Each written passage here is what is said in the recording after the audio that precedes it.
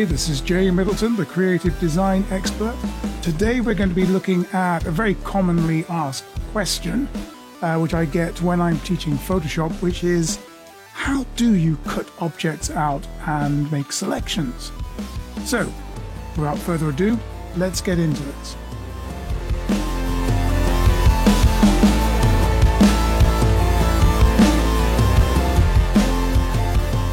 Okay, so I have Photoshop opened in front of me here. You can see there's this picture of this young lady here, which I'm going to have a go at selecting around and cutting out.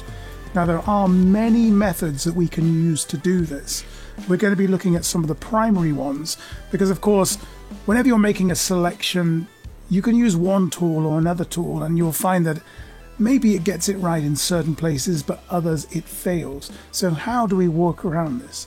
The best way of working around it is ensuring that we know many methods. So we've got a good selection of different tools that we can use and call in and use in combination with each other. So that's what we're going to do. We're going to look at some of the most fundamental tools for selecting, and we're going to work on that basis. Okay, we're going to be looking at a variety of different methods for selecting our object today. This is a fairly complex object. There are sharp edges, there are blurry edges, and there are also hair, which is a nightmare to select. So we're going to look at a variety of different methods for getting the best out of this image. So we have here, as you can see, different types of edges. We have areas which are kind of isolated, sharp edges, blurry edges, hair, always difficult to select. So we're going to be looking at how I would approach this particular issue. So how would I select this young lady and put her onto a different layer, or bring her into a different image, or even put her on a completely neutral background? So what methods would I use? First of all, I think we should actually just get an idea of what a selection actually is. A selection is a way of isolating an area within an image so that it can be, say, for instance, cut and pasted into a new canvas, a new image. Or it can be used for cutting and pasting into the existing image. As you can see there, the action of cutting and pasting, that's Control-C, Control-V, automatically takes the content of that selection and pastes it onto a new layer. Now, more about the selection, less about the layers. We'll be looking at layers later. Let's look at actually creating our first selection. We're going to start off by using the marquee tool, the rectangular marquee tool in this case. As you can see, there are several different types of marquee tool. If you right-click on the second tool down in the Photoshop tool palette, you'll see that there are 4 to choose from. So we're going to go for the rectangular marquee tool. Now, it's worth noting that when we've got this marquee tool selected, I just deselect that, there are 4 modes to choose from. I think we're going to look at 3 of these today. But we've got the new selection. That is, whenever you click and drag, that's left mouse click and drag, you create a selection. But if you were to click elsewhere, it replaces it. So, as you can see, if I just click and drag here, whenever I click and drag, a new selection is created and the old one is removed. So that is, let's get the correct name for this, new selection mode. So if I just create a selection now, there we go. The next is add to selection. So if I just click on that and click and drag, you can see whenever I click and drag now, I'm not replacing the selection, but I'm adding to it. And I can actually overlap an existing selection to create a larger, more complex selection. Now, if I just have a go at copy and pasting that into a new document, you can see how that has worked. Good. Right. Okay, I'm just going to deselect that. So that's the add to selection. If I just go back to new selection, I can actually jump to add to selection just by holding down the shift key. As soon as I take my finger off the shift key, it goes back to the simple new selection. So if I hold down the shift key and then create a selection, there we go. It's just the same. In fact, you can see that the cursor changes with shift. You can see that small plus symbol inside the cursor. Okay, the next method is subtract from selection. So if I click on that, if I just create a selection over here, nothing happens because I haven't actually subtracted any kind of selection. So what I'm going to do is I'm going to go within a selection and I'm going to try this out. Right, it's rather difficult to comprehend what's going on here without copying, creating a new document, Control N rather, and then pasting. You can see that this area is actually blank. It's not a selection. A good way of visualizing a selection, just to throw another method into the mix here, is going into something called Quick Mask. Quick Mask can be achieved either by pressing Q on its own, Q for quick. Don't press Control Q because that will quit Photoshop. Just Q on its own will toggle in and out, Q again, of Quick Mask mode. And you can see at the top of the tab of this image, you actually have Quick Mask appearing. Come out of Quick Mask mode, it just goes back to RGB or Grayscale or CMYK or Bitmap or whatever that's going to be, whatever it was before. You can also access Quick Mask mode by going to the bottom of the tool palette here. Can you see that little icon with the dotted circle in the center of it?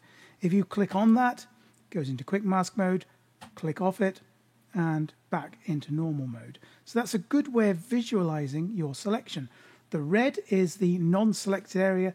The selected area is the non-red area. I don't know how to put that, but let's go with that. Now, personally, my mind likes to work the opposite way around. So what I tend to do is I like my selected areas to be red and my non-selected selected areas to be clear. So what I like to do is double click on the Quick Mask mode just to bring up the mask options, and I choose selected areas. You can also change the color if you don't like red, or you can change the opacity of the color, the transparency if you like, but I'm just going to keep them as they are. So from now on, when I go to Quick Mask, it's like that. The selected area is red. And the interesting thing about Quick Mask is if I use my paintbrush and use black as my paint and I start painting, I can actually build up my selection. Just to prove that has happened, if I just create a new one, there we go. You can see it's taken on those that area there which I painted in. Anyway, coming out of that, and you can actually see with any selection, just to if you hadn't already noticed, there's this weird line going around the outside of the selection. They're known as marching ants, and that just gives you an idea of the shape and structure of your selection. Okay, so Quick Mask, Q again to come out of it. It's a really good way of getting a visual idea of how your selection is looking. I use Quick Mask quite a lot. Okay, so that's just a recap. We've gone through the marquee tool and we've looked at the, I don't think I actually showed you the minus quick key, did I? Alt, if you want to quickly jump to subtract from selection. So there we go, my bad. So plus if you want to add to a selection, Alt if you want to subtract from a selection. Just a very quick way of jumping between normal new select, selection, subtract from selection, add to selection. Just use the Shift and the Alt key, Shift for add, Alt for subtract. There we go, and you'll be able to work like a pro. Brilliant. Okay, so that's the basics of a selection. Now, of course, when we're dealing with a subject like this young lady, it's going to be rather difficult to get away with using the marquee tools. Yes, there are things like elliptical marquees where you can create elliptical shapes. And by the way, you can move a selection around by ensuring that you're in new selection mode and you take your mouse into it and you can see now you can actually click and drag to move that selection around. And you can do some fairly interesting things like Control-C, Control-V, go back to the Move tool up here and just shift that around. You can do stuff like that, but of course that's probably a little limited to what you're after. If you're after selecting the entire shape, in this particular case, this lady. So the rectangle and the elliptical marquee tools are not really going to cut it, but at least they've given you a good framework to work off, a good understanding of how selections work. So another method you could use is the polygonal lasso. Now, the lasso tool I wouldn't bother with. I mean, that's just good for quick selections. But the polygonal lasso tool, if I just Control plus, just zoom in a little bit, you can use it to select around your subject matter. And it is a very good method for making certain selections. It's a very tried and tested and safe way of making a selection. So if I just create a new document here, paste that in, you can see, yeah, it's got some merit to it. It's nice and clean, at least. But we're not going to be using that today.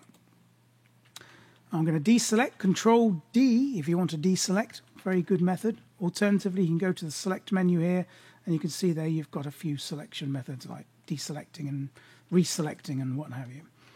Okay, so the lasso tool, yeah, it's all right. It's all right. But I used to use it a huge amount until recently, when a new feature came into Photoshop called the Object Selection tool. Now, this is a game changer because this uses AI technology for selecting subjects. So what I'm going to do, if you can't see it, it may be buried under another tool. It's where the Magic Wand tool usually is, but just make sure you right-click on wherever that should be and select the Object Selection tool. If you're still in doubt, just press W on your keyboard and it will jump to the correct tool group. So yeah, Object Selection tool. You've got two modes that you can work in here. It's either the rectangle mode or the lasso mode.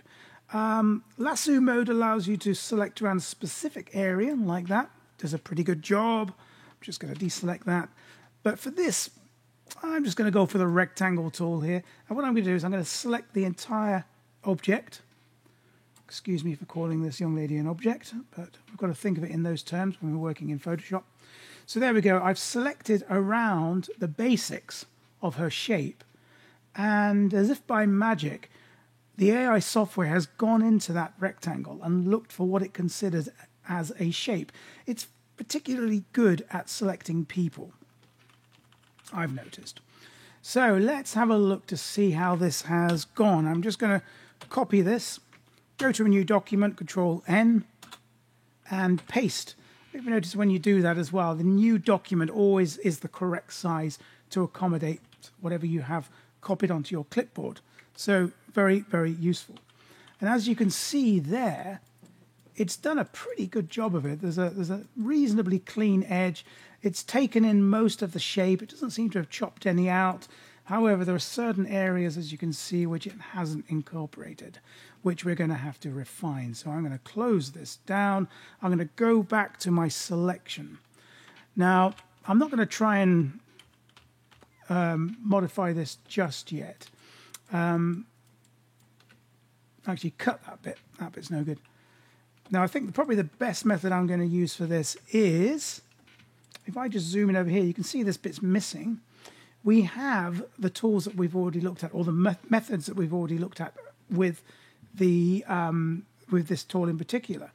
Sorry, I couldn't remember the name of it. Object Selection tool. We have the Add To and we have the Subtract From. So you can see here, there's a bit of this area, if I go to Quick Mask, just to show you, which I want to subtract from this selection using the AI method that we've just used. So what I'm going to do, coming out of Quick Mask mode, Q, I'm going to go to the Subtract From selection, and rather than just using the rectangle mode, I'm going to go for lasso. And I'm going to click and drag roughly over the area that I want to chop out. There we go. Fixed it. Perfect. I'm just going to go around the edge looking for any other areas which are a bit dodgy. This bit here, can you see, going into Quick Mask mode. Q on my keyboard's all of a sudden stopped working. Okay, I'll try that again. I'll go and chop this area out. There we go. Perfect. Moving around. Oh, this area here needs a bit of work, as you can see. Perfect. Ooh, nearly. This bit. Doesn't seem to want to get rid of that bit, does it? Oh, well, we'll come back to that bit later. How about this area here? Nearly. Add to. There's a bit missing off here. I'm just going to bring this bit in. Yeah, pretty good. Pretty good. Okay, carry on, carry on, carry on. Oh, as you can see, it's not doing a great job with the hair here, so maybe I'll add to. Let's see if it adds it in. Maybe.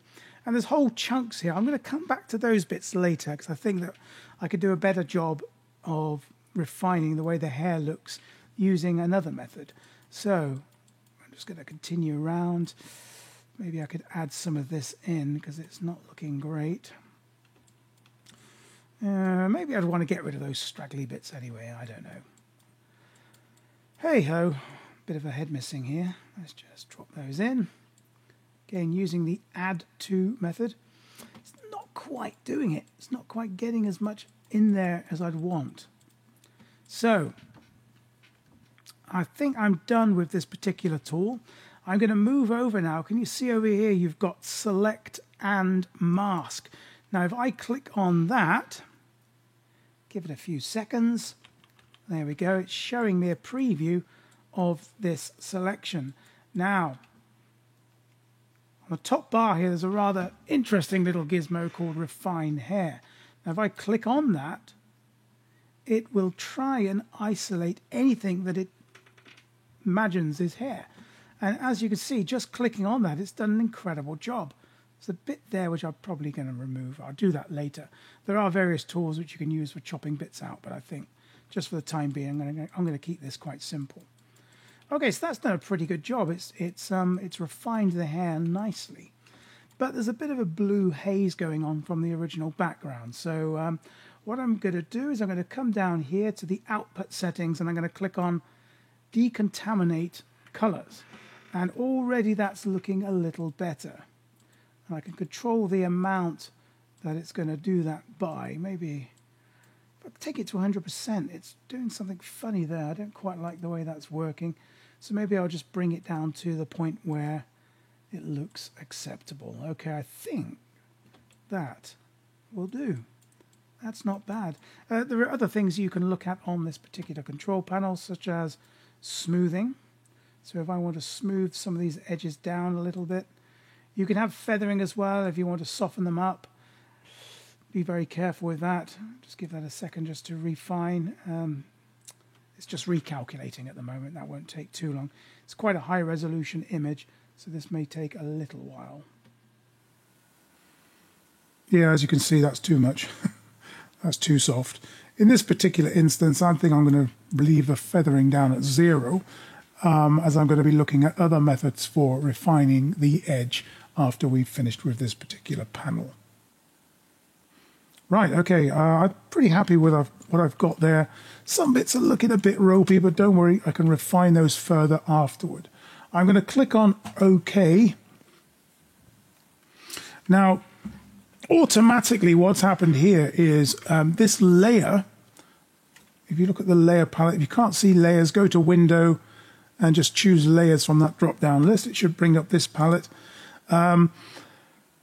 Layers are basically, if you like, just layers of information on top of an image. So anything which is at the top of this stack here will be in front of the camera. Anything beneath it will be beneath. So it's like looking down on a stack of images.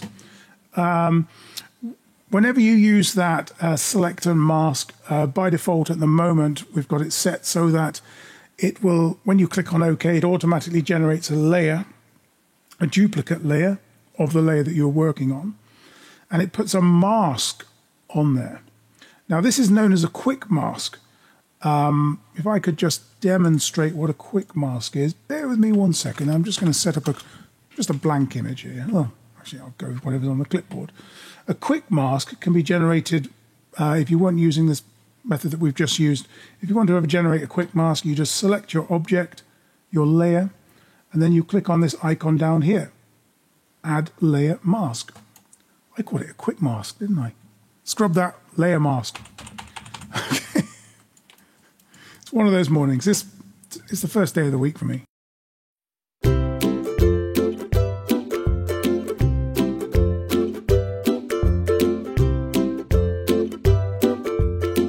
Okay, so a layer mask is a very interesting thing. It works similar to a quick mask in that if you choose your paintbrush, just press B on your keyboard, use your paintbrush, and you have black as your color. You can toggle between your colors either by clicking on this little arrow here or by pressing X on the keyboard.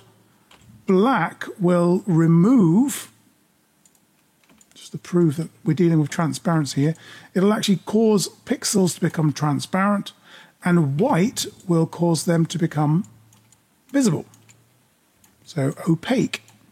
So if I wanted to, say for instance, let's have a look now, remove that bump there, I could go to black, I could bring my brush size down a little bit, I'm going to use my pen for this, and I could just paint out that area. And I could right click and maybe change the hardness of the brush for a more defined edge. So okay, going back to the image just to give you the basics, you can see that a layer mask is automatically being generated for this layer. So I'm going to use that method, just get rid of any selections, Control D. I'm going to use that method right now for refining the edge of this selection. So I'm going to use my paintbrush tool. I've got black on there. I'm going to use a fairly sharp finish on that. And I'm just going to paint out anything which is overhanging, anything which I don't like. In fact, just to get the most from this, I think what I'm going to do is I'm just going to create a new layer beneath my selection layer. And I'm going to perhaps, maybe if I flip, just reset the colors if you need to. I'm going to flip to black there. And I'm going to hold down Control and hit backspace. And that will fill that entire layer with black. And in that way, I get to see if anything is overhanging. So going back to my layer mask by clicking on the preview of it, don't go onto the actual layer preview itself because that's not going to look good. You're just going to end up painting white or black onto the actual selection. You need to actually go to the actual layer mask preview. So being on my layer mask preview, I'm just going to paint out any bits which I feel distract or don't look right, aren't tidy. So here we go. Layer mask is an amazing thing. Don't know where I'd be without layer mask. Okay, I'm actually going to use a shift click just to create straight lines here. Not sure what that's about. If I hold down shift, click one place, click elsewhere, it allows you to do that with your paintbrush. Pretty useful. Anyway, Control Z, I'm just going to undo that. So I'm going to go around the edges, just looking for any areas that need refining. You know, if there's an area which is a bit on the blurry side, I could always try and increase the size of the softness of my brush. But so far, so good. This is looking pretty decent. Maybe this area here needs a bit of cleaning. Oh yes, can you see these here? Zooming in, Control plus. What I like to do here is dig a little deeper into this, flip my brushes over to white, and then paint those areas back in. So in that way I get a nice corner. Maybe just take a little more out there. Do you know when you've got something which is too sharp and you're thinking, I want a softer edge, you could try using the blur tool just to soften this a little. Yeah, lots of ways of doing this. Okay, there's a bit there which I think I might just erode away at, making sure black is selected. That's my color. I'm just going to take away a bit there, maybe even a bit there as well. How about that? Yeah, it's over here as well.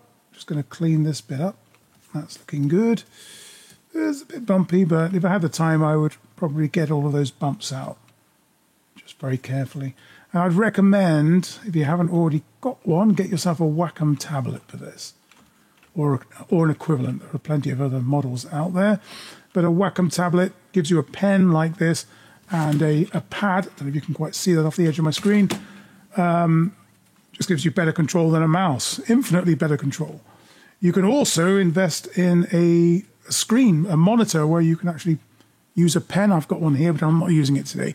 where you can actually draw on the screen as well. That's even better.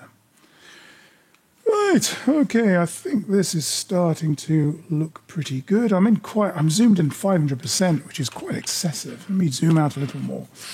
Yeah, oh yeah, get rid of that bit there. That just looks really naff, doesn't it? Make my brush a bit bigger. I'm using my parenthesis keys, or my squared, sorry, not parenthesis, my squared brackets keys for increasing and decreasing the size of my brush.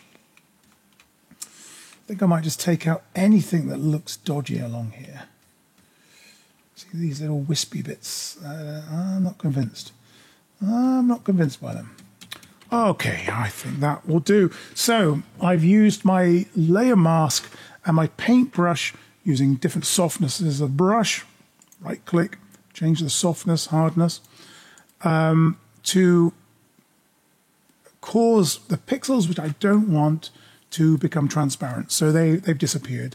They're still there. If I overdo it, I can just flip my brush over to white and paint them back in. So it's a really safe way of working. I'd strongly urge you, if you haven't used Layer Mask before, really get into it. It's really useful. Right, so there we go. That's looking pretty clean. So we've used a variety of methods here. We've used the object selection method. We've used a refining method. We've even used, hair refining. So we've got all of those things in place, but we've used that in conjunction with Layer Mask as well, just to get a little extra control. So, pretty good. I'm just going to double check now to make sure this selection is perfect by going to my black layer that's behind my selected layer, and I'm just going to press Control-I to invert it to white. So instead of it being black, it's now white. And then I'm going to do the same again. I'm going to go back to my layer mask, and I'm going to go round my shape, looking for any areas that just look a little bit ropey. Because what you couldn't see in the black may become very visible in the white. I'm really going to push this back here. In fact, when it comes to hair, I quite often like to soften the brush a fair amount. I don't like sharp edges with hair.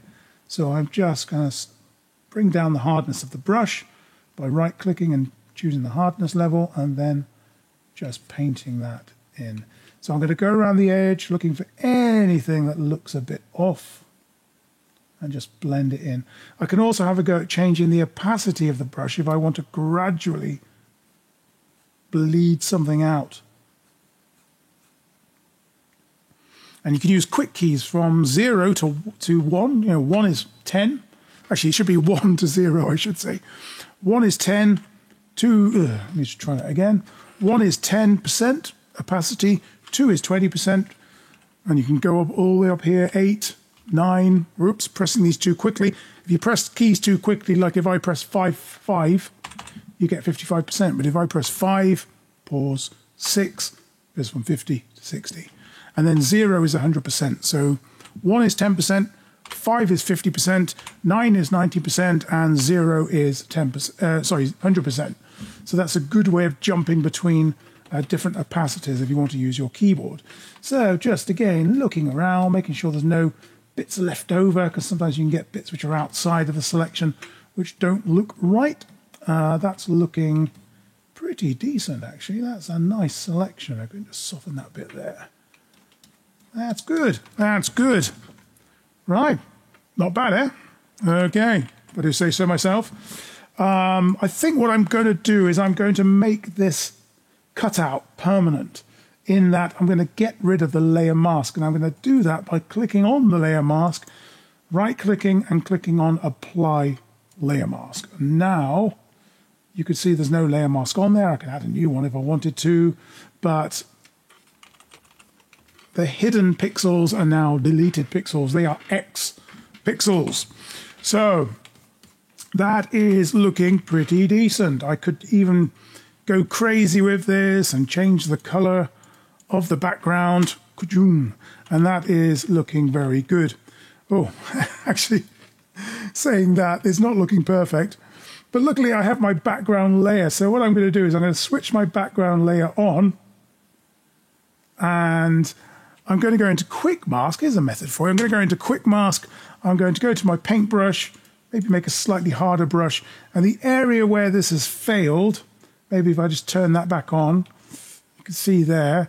I'm just going to go in Quick Mask. I'm just going to, with black, paint that area back in quite loosely because it's kind of in the middle of something. It's a bit hidden.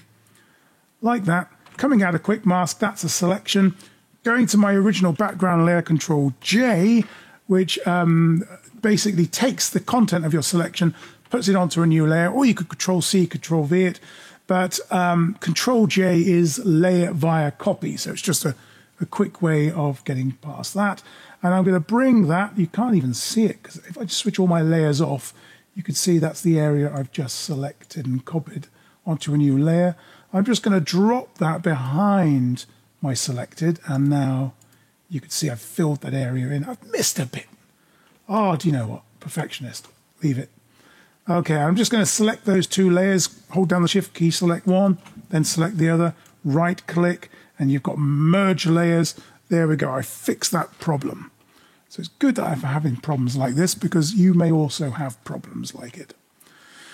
So there we go. We have selected our object. It's a rather good selection. We've got good control over it using a variety of different methods. There's no one simple way of doing this. I think there's as many methods as you can find for selecting objects, the better. Use them in conjunction with each other, combine them together, and you'll get the best selection. The next thing I'm going to do, just as an added bonus, just because this lady has rather nice hair and it's flowing all over the place, I'm going to have a go at adding a few strands back in. This is one request I get so often. How do you add hair strands in?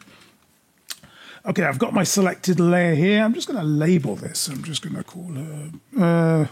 shall I give her a name? Call her Heather. There we go. That was going to be my son's name, but I found out he was a boy. So, hey-ho. So there we go. We're on the edge of our... an area where there were a few straggly strands of hair. I'm using my smudge tool here. There we are. There's the smudge tool. It's under the blur sharpen group. I'm going to use a fairly fine brush for this. So quite a small brush. And I'm going to select the strength. I'm going to put this at, say, let's just try this out. I'm going to try 80%. And then using a pen, this is not going to work very well with a mouse. And it works really well if your pen has like pressure control and what have you. I'm just going to click and drag like this. Maybe I'll try 90%. Just to add a couple of strands in there. You want to have them going at different directions maybe. Be subtle with it. It's never 100%. I mean, I don't know. If there's any artists out there who are just really good at this, but yeah. You see, it's better than nothing. It does produce a little bit of something which is better than nothing. So, yeah, I'm just going to continuously add a number of strands in there. Works really well with fur, or, you know, you can sort of vary this. Maybe I could make the brush a little smaller just for something more subtle. I'm going to go for 95%. Let's just see how that looks. I don't know. I'm rushing this, so it's not going to look absolutely perfect, but that just looks dodgy. Okay, so wiggle the brush sometimes, you know, get a bit of a curl. Hairs do tend to go off in different directions, and some will be straight, some will curl upwards, some will curl downward. So yeah, anyway, if I had time, I'd go for that. I'd do a really good job. You get the idea. So the smudge tool can be used for refining or adding in hairs that are now missing. In fact, I sometimes use it even on internal areas. If I feel an area is just gone, you know, I could use it just to tap away. And you can hardly even see it, you know, it's very subtle. But yeah, it can be used for adding in areas that are now a little too cut out. Now, there is one other method that's just jumped to mind, just something which I've just thought of, which I think may be of use to you. So I'm just going to throw this in now. Let's have a look for a good example. I'm going to change this background. I'm going to go for white. No, I'm not. I'm going to go for black. Now around here, can you see, if I just zoom in, there's a bit of an overlap where the original background, I think it was pink, is coming through. You've got a bit of colour coming through, which doesn't look great.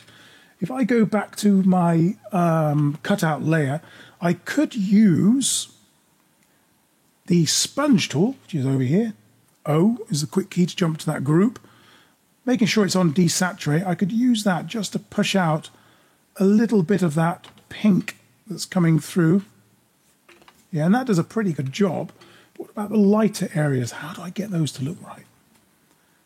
Method you could use, and there's lots of methods you can use, would be to use the paintbrush tool. Go to your layer palette and click on this option here, lock transparent pixels.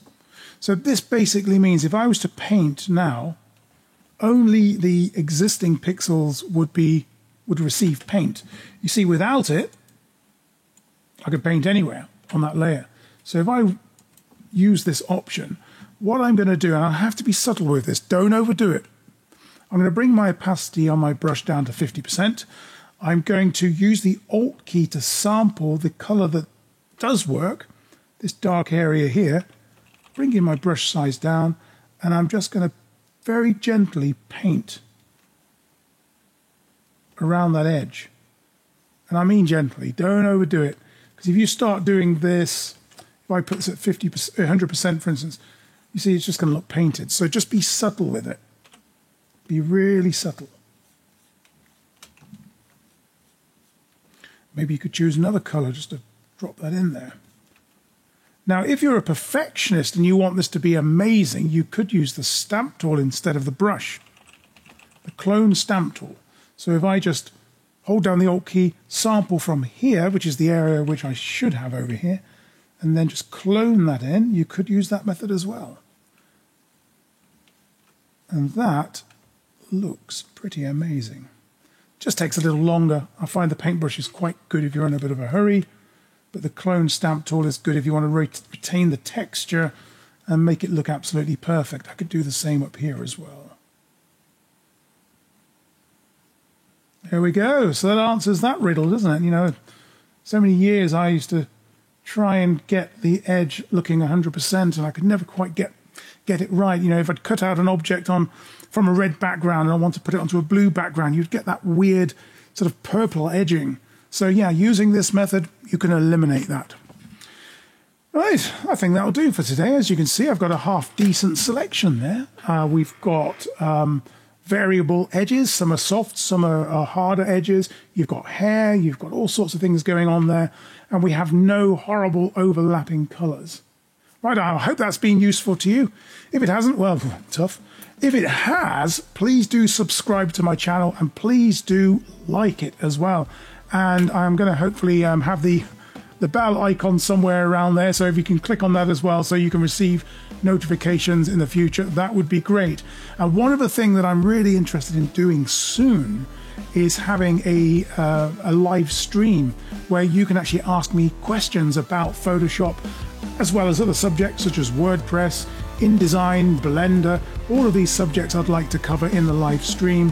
So perhaps do check out my channel and look out for dates for live stream videos on various tutorial types, various subject matters.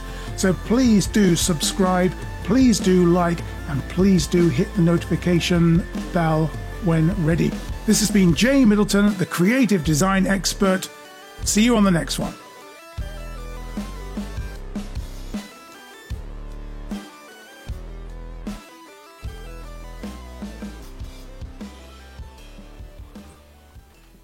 Hey? What do you mean? See you on the next one. It's what they all say. I don't know what it means. I don't know, they all say it, don't they? See you on the next one.